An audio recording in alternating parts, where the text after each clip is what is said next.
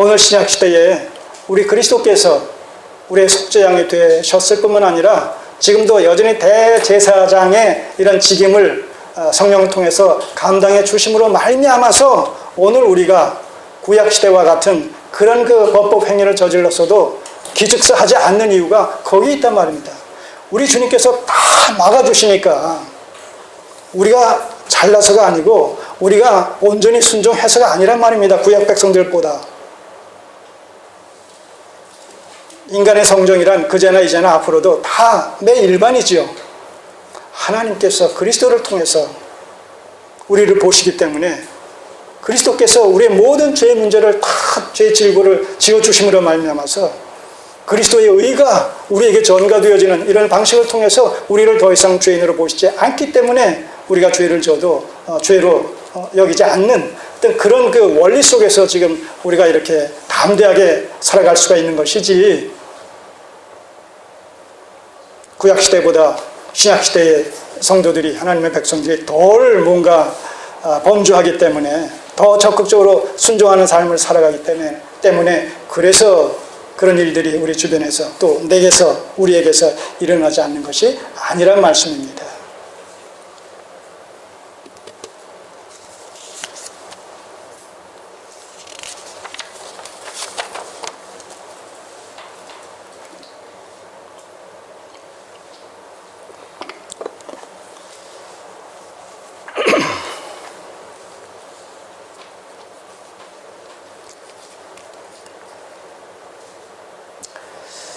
이 언약궤는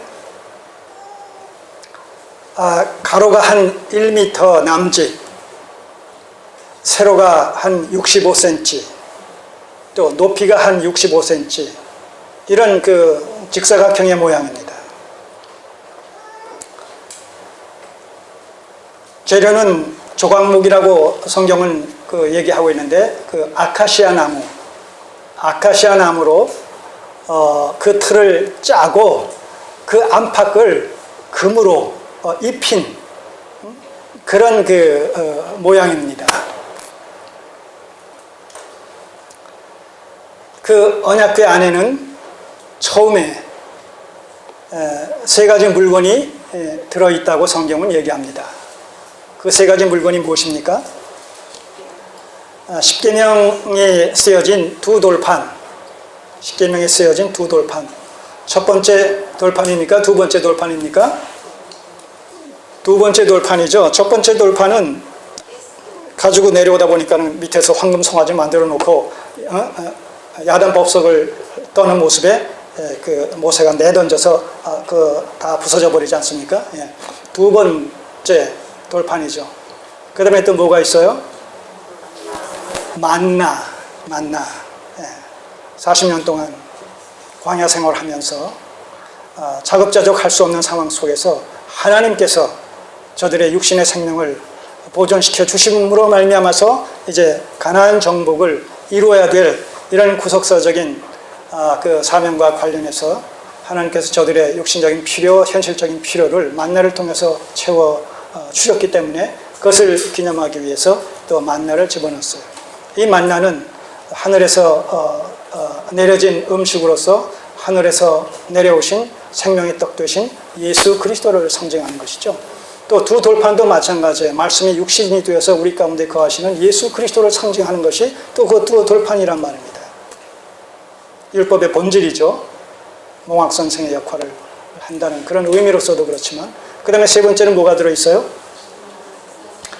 아론의 쌍난 지팡이. 저마다 인간의 욕심을 앞세워서 저마다 제사장이 되기를 원하는 이런 상황 속에서 하나님께서는 바로 레위 지파 중에서도, 레위 족속 중에서도 이 아론과 그 후손들을 통해서만 하나님께서 제사장직을 담당할 수 있다는 사실을 객관적으로 공식적으로 그 증거시켜 주시기 위해서 그 대표자들이 다 지팡이를 갖고 있는데, 마른 지팡이를 갖고 있는데 아론의 지팡이에서만 싹이 나게 하심으로 말미암아서 하나님께서는 아론과 그 후손들을 통해서만 제사장 직임을 수행토록 그 계획하셨다, 그 작정하셨다, 이런 그 하나님의 의지의 표명이 바로 그러한 사건을 통해서 이제 그 이스라엘 백성들에게 확인이 되어진 것이죠. 그것을 기념하기 위해서 또 아론의 쌍난 지팡이를 그 안에 집어넣었단 말입니다. 아론의 쌍난 지팡이는 바로 마른 나무에서 그 생명의 어떤 꽃이 피어진 것과 같이 부활을 상징합니다. 그런 의미에서 이 세 가지가 다 예수 그리스도를 상징하는 것으로 말미암아 또한 이 언약궤 자체가 총체적인 관점에서 예수 그리스도를 또한 상징하기도 합니다. 하나님의 임재와 더불어 예수 그리스도를 상징하기도 한다는 것이죠. 자, 그래서 이 언약궤를 솔로몬 성전 지성소로 이송하기 위해서 이제 레위 사람들과 또 제사장들과 또 주변에 많은 이런 사람들이 또 이제 그 참여하는 이런 사람들이 함께 모여서 이 언약궤를 다윗성으로부터 이송을 합니다. 규례를 쫓아서. 그리고 7절을 보시면 제사장들이 여호와의 언약궤를 그 처소로 메어 드렸으니 곧 내전 지성소 그룹들의 날개 아래라.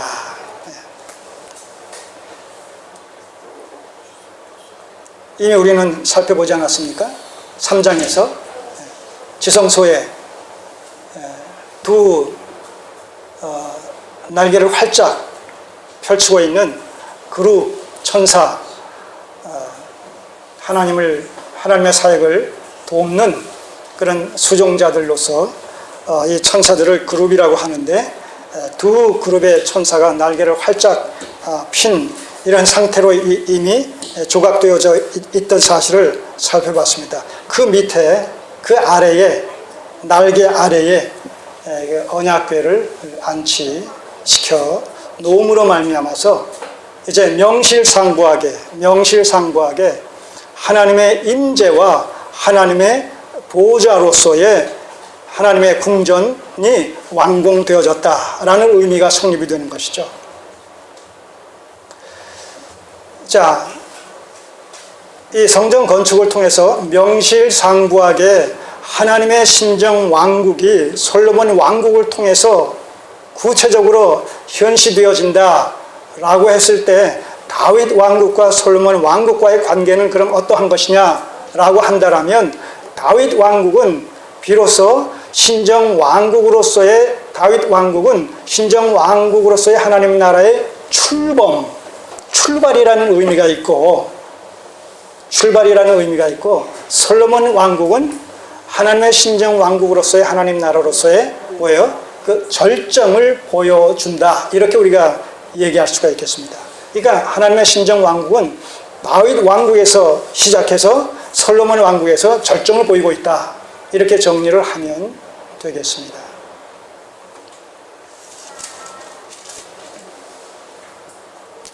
자, 10절. 그런데 그 당시에 솔로몬 성전 때 그 안치하려고 했던 그 언약궤 속에는, 그 안에는 두 돌판 외에 아무것도 없었다는 거예요. 그러니까 이 아무것도 없었다는 얘기는 이미 다윗이 아비나답 또 오벳 에돔의 집에서 두 차례에 걸쳐서 이렇게 언약궤를 다윗성으로 이송해 왔을 때 이미 그 언약궤 속에는 아론의 쌍난 지팡이와 그리고 만나 자체가 그때도 없었다는 것이겠죠. 그럼 어디 갔을까요? 몰라요. 분실됐거나 어쨌든 실종됐거나 어떤 이유로든지 간에 없어진 거예요. 그리고 두 돌판만 남았다는 것이죠. 근데 이 두 돌판만 남았던 이 언약궤마저도 결국은 어떻게 됐습니까? 이 언약궤마저도 BC 586년에 바벨론에 의해서 예루살렘 성전이 1차, 2차, 3차의 공격을 받으면서 다 회파되어지고 소실되어졌을 때 이 언약궤마저도 성전 회파와 더불어 사라져버렸다는 거예요. 사라져버렸다는 얘기는 소실됐다는 것이죠. 그러니까 지금은 있어요, 없어요? 없는 거예요. 그러니까 얼마나 영화거리가 돼요. 영화 제작거리가 됩니까? 잃어버린 성궤를 찾아서, 성배를 찾아서도 있고, 언약궤와 관련되어진 영화도 있잖아요. 거기서 빛이 막 나와가지고 막 사람들이 그냥.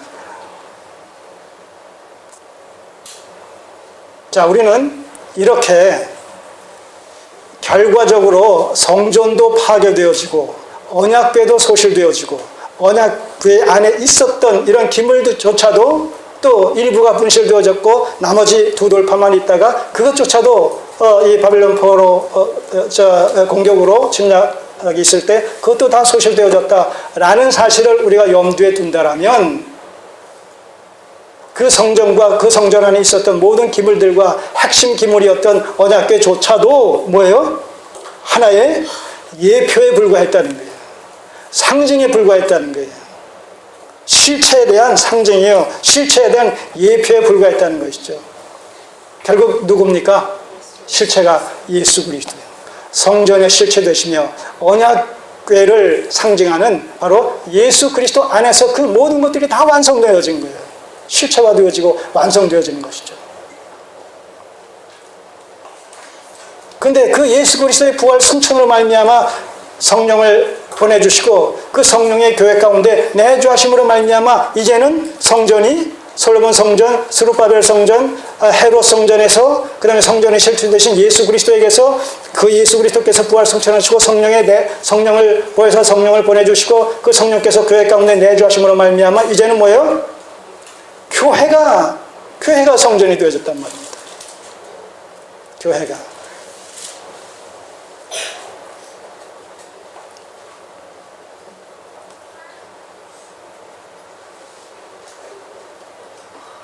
오늘 우리가 성전이다. 교회가 성전이다. 이런 말씀 앞에서 우리가 그 성전의 핵심이 말씀의 통치를 예표하는 언약궤다라고 했을 때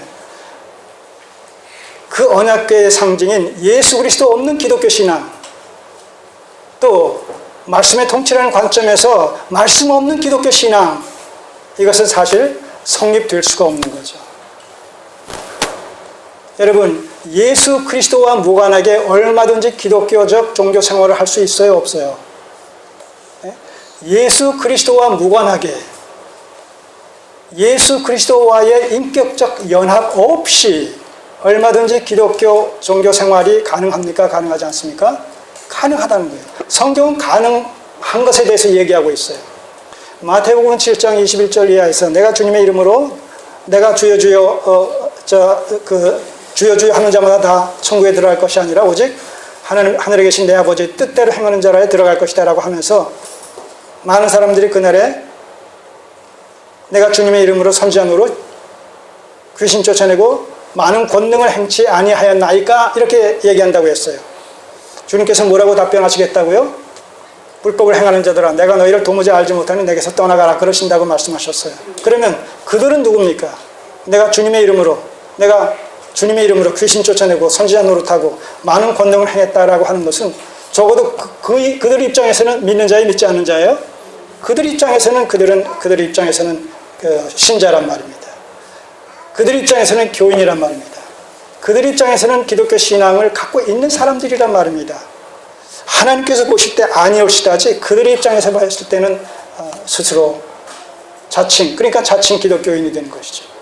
얼마든지 자칭 기독교인일 수 있어요. 그리스도와 상관없는 자칭 그리스도인이 얼마든지 가능하다란 말입니다. 우리는 어떻습니까?